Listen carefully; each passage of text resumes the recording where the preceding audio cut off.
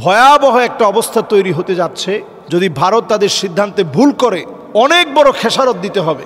স্বাভাবিকভাবে আমরা মনে করতে পারি যে তাদের সৈন্যবাহিনী আছে, তারা অনেক শক্তিশালী, আমরা মুসলমানরা কুলাবো কিভাবে। আমরা ভারতের সেনাপ্রধানের একটা বক্তব্য এবং পাকিস্তানের সেনাপ্রধানের আরেকটি বক্তব্য আমরা দেখেছি। পাকিস্তানের সেনাপ্রধান স্পষ্ট বলেছে যে 13 লক্ষ তোমাদের যে সৈন্যবাহিনী আছে এটা তো আমরাই ভয় পাই না। পাকিস্তানের সেনাপ্রধান কিন্তু এই বক্তব্য দিয়েছে। আমি ক্রমশ যে দৃশ্যপট তৈরি হতে দেখছি, এই দৃশ্যপটগুলা কিন্তু মুসলমানদের মধ্যে উত্তেজনা ছড়িয়ে দিবে এবং একটা সময়ে মুসলমান আসলে নিজেরা কখনো যুদ্ধ করতে চায় না, যুদ্ধ করার জন্য তারা আমাদেরকে উদ্বুদ্ধ করে। ঠিক এমন একটা সময় আসবে যখন মুসলমানদের টাকনু পর্যন্ত রক্ত পৌঁছে যাবে। আমি তো দেখতে পাচ্ছি দেওয়ালে মুসলমানদের পিঠ ঠেকে গেছে। চীন যত বেশি ভারতের বিরোধিতা করবে, বাংলাদেশের সাথে যত বেশি সম্পর্ক মজবুত করবে, তত বেশি গজওয়ে হিন্দের সঙ্গে যে বিজয়ের কথা নবীজি সাল্লাল্লাহু আলাইহি সাল্লাম যুদ্ধের পরে বলেছেন, এটি মুসলমানদের সন্নিকটে চলে আসবে। আজকের পৃথিবীর প্রেক্ষাপট তাই বলছে যে খুবই রিসেন্ট ভয়াবহ একটা অবস্থা তৈরি হতে যাচ্ছে। যদি ভারত তাদের সিদ্ধান্তে ভুল করে অনেক বড় খেসারত দিতে হবে। স্বাভাবিকভাবে আমরা মনে করতে পারি যে তাদের সৈন্যবাহিনী আছে, তারা অনেক শক্তিশালী, আমরা মুসলমানরা কুলাবো কিভাবে। পাকিস্তানের সেনাপ্রধানের যে বক্তব্যে তিনি বলেছেন যে 13 লক্ষ সৈন্যকে আমরাই তো ভয় পাই না। আমরা তো মুসলমান সেই জাতি। নবীজি সাল্লাল্লাহু আলাইহি সাল্লাম শেষ জামানার কথা বলতে গিয়ে বলেছেন ইসাবাতানি মিন উম্মতি, নবীজির উম্মতের ভিতর থেকে 2টা গ্রুপ জাহান্নামের আগুন থেকে মুক্তি পাবে। এর মধ্যে একটা গ্রুপ হচ্ছে তারা যারা এই হিন্দের বিজয়ের জন্য লড়ে যাবে, লড়াইয়ের পর লড়াই করবে, তারাই আল্লাহ রাব্বুল আলামিনের গোলামদের মধ্যে অত্যন্ত শ্রেষ্ঠ মর্যাদাবান আল্লাহর গোলাম হবে। আরও এক শ্রেণীর মানুষ হচ্ছে যারা ঈসা আলাইহিস সালাতু ওয়াস সালামের সঙ্গী হবে, তারা আল্লাহ রাব্বুল আলামিনের অত্যন্ত প্রিয় হবে, জাহান্নামের আগুন থেকে আল্লাহ তাআলা মুক্তি দান করবেন। সুবহানাল্লাহ বিহামদিহি। সুতরাং এই প্রেক্ষাপট তো তারা বারবার তৈরি করার জন্য চেষ্টা করবে। ভারত বারবারই যে ভুলটা করছে, এই ভুলের খেসারত তাদেরকে কিন্তু বড় আকারে দিতে হবে। একটা বিষয় তারা প্রায় সময় মনে করে যে আমরা তো সংখ্যায় কম, তারা মনে হয় যে কোনোভাবে আমাদের উপরে প্রভাব বিস্তার করবে। মুসলমানদের কোনো বিজয় শুধুমাত্র সংখ্যা কেন্দ্রিক, আল্লাহ তাআলা মুসলমানদেরকে কোনো বিজয় দেননি। সকল বিজয়গুলো আল্লাহ রাব্বুল আলামিন যত বিজয় দিয়েছেন, সকল বিজয়গুলো এসেছে মুসলমানদের ইমানি হিম্মতের কারণে।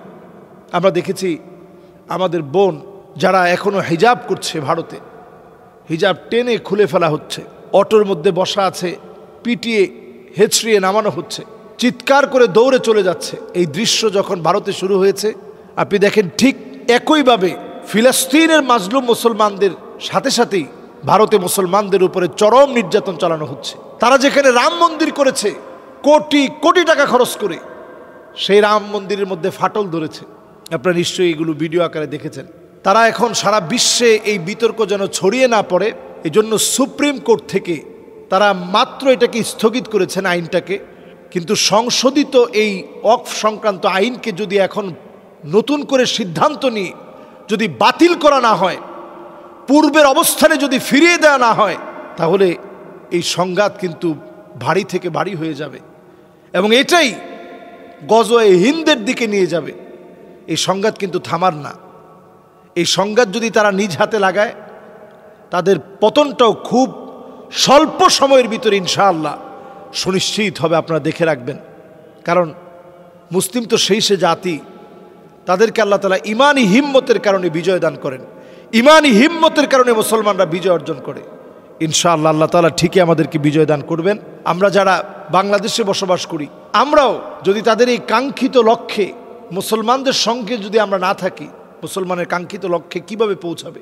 এই সময়ে অন্তত আমাদের ভাইদের ব্যাপারে মার্চ ফর গাজা যেভাবে করা হয়েছে, ঠিক একইভাবে মার্চ ফর বেনাপোল করা উচিত। আরেকটা মুসলমানকে যদি আঘাত করা হয়, তার ব্যাপারে প্রতিবাদের কণ্ঠস্বর যেভাবে মার্চ ফর গাজা আমরা করেছি, প্যালেস্টাইন সলিডারিটি মুভমেন্টের ব্যানারের মধ্যে আমরা যেভাবে মার্চ ফর গাজা করেছি, আমরা মার্চ ফর বেনাপোল করা উচিত। আর একটা জায়গায় যদি মাদ্রাসা মসজিদে আঘাত হয়, এর প্রতিবাদে কথা বলা, আওয়াজ তোলা, এটা মুসলমানের দায়িত্ব। কাজী ইনশাআল্লাহ সকল জায়গা থেকে আওয়াজ উঠবে। আমরা যেভাবে ফিলিস্তিনের মাজলুমদের পক্ষে কথা বলেছি, ভারতের মাজলুমের পক্ষে আমরা দাঁড়াতে হবে, মুসলমানদের পক্ষে দাঁড়াতে হবে। মসজিদ মাদ্রাসায় হামলাকারীদের দৃষ্টান্ত বিচারের জন্যে সারা পৃথিবীতে একটা আওয়াজ তুলতে হবে। ভারতের অসংখ্য লোক আমাদের মিডল ইস্টে তারা কাজকর্ম করে খায়। যে দেশ নিজেরা স্বয়ং সম্পূর্ণ না, সে দেশের মানুষ আমাদের মুসলমানদেরকে আঘাত করছে। এই বিষয়ে জোরালো প্রতিবাদ এখন থেকে শুরু হওয়া উচিত। আল্লাহ আমাদেরকে বোঝার তৌফিক দান করুক। এক ভাই জানতে চেয়েছেন যে পেশাব করার পর 2 থেকে 5 মিনিট পরেও ফোঁটায় ফোঁটায় পেশাব বের হয়, সেক্ষেত্রে নাপাক অবস্থায় কি নামাজ পড়া যাবে? আমরা ইস্তিনজা করার পরে, ইস্তিনজা আমরা 2 ভাবে করব, পানিও ব্যবহার করব, টিস্যুও ব্যবহার করব। এটা হচ্ছে ইস্তিনজার সবচেয়ে উত্তম পদ্ধতি। কোরআনুল কারীম আল্লাহ রাব্বুল আলামিন আয়াত নাজিল করেছেন, ফীহি রিজালুন ইউহিব্বুনা আন ইয়াতাতাহহারু।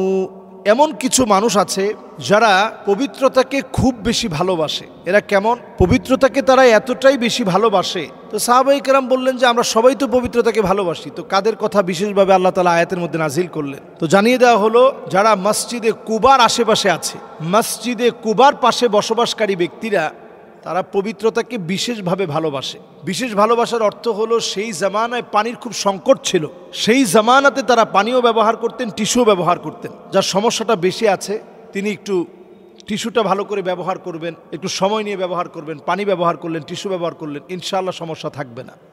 তারপরেও যদি মনে হয় যে সমস্যা হয়ে গেছে এবং কাপড়ের মধ্যে পেশাবটা লেগে গেছে, এরকম যদি মনে হয়, তাহলে একটু পানি ছিটা দিয়ে আবার একটু অজু বানায় নেবেন। অজু বানায় নামাজ পড়তেছেন, ওই অবস্থায় যদি আপনার কাছে মনে হয় কিছু বের হয়ে গেছে অসুস্থতার কারণে, তাহলে আপনার নামাজ ছেড়ে দেওয়া লাগবে না। আল্লাহ তাআলা ইসলামকে সহজ করেছেন।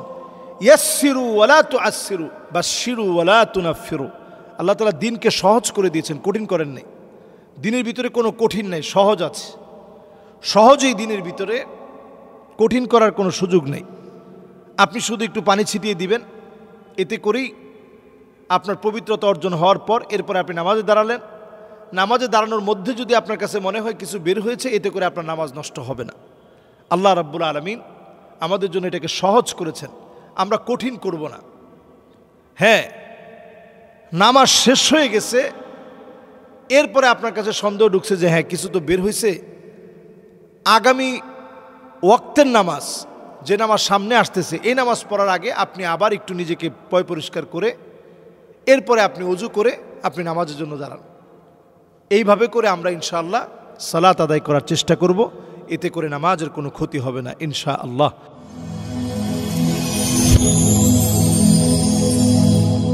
Rose TV 24. Enjoy by listening to the Holy Quran.